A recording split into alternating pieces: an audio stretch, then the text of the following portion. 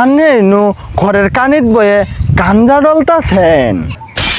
আচ্ছা স্যার সব কি বলছেন, লোকজন শুনে ফেলবে তো, আসতে বলেন। কি কই মানে আনে ঠাউর পাইন না আনে যে হাতের মধ্যে বকুরি গাঞ্জা ডলতাছেন। আচ্ছা আনে একটা কথা কইছ দেখি, এই যে ছোট ঈদ কোরবানির ঈদ আনে কয়টা ফয়ে ফয়ে নিক মানে 10টা টিহা দান করছিলেন দেখি আনে? না আসলে আমার তো ঠিক মনে পড়তেছে না। আনের মনে পড়বো কিবে, আনে তো ফয়ে ফয়ে নি কোনোদিনও মন খুলে দান করেন নাই। আজকে যদি 10টা টিহা 10টা ফরিনের হাত দিলেন হনি 10টা করে টিহা ওরা খায়ে আনের নাকি আল্লাহর দরবার হাত তুলে দোয়া করলো হনি, ওরা যদি ভালা থাকলো হনি, তাইলে আনে এই যে গাঞ্জা খায় শরীরটা কি করছেন, আনের এই স্বাস্থ্যটা ভালা থাকলো হনি, একটা গরিব দুঃখী মানুষের মুখ হাসি ফুটের ফেলেন হনি।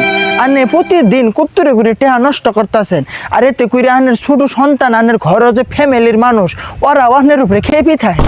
আনে এলে বুঝেন না শিক্ষিত মানুষ, এই যে আনে প্রতিদিন এলে খায় দেখেন তো আমার ঠুটটা দেখেন তো কত সুন্দর লাল টকটকা, আর আনের ঠুটটা দেখেন কুচকুচে কালা কি বানাইছেন। চাচা আসলে আমি আপনার মতো এভাবে কখনো ভেবে দেখি নাই। আপনি একজন অশিক্ষিত সাধারণ মানুষ হয়ে আজকে আমার মতো একজন শিক্ষিত মানুষকে এরকম শিক্ষা দিলেন চাচা, এটা আমি কখনো ভুলতে পারবো না। আমি আর কোনোদিন এই ধরনের নেশা জাতীয় দ্রব্য আর গ্রহণ করবো না চাচা, আপনি আমাকে অনেক বড় শিক্ষা দিলেন।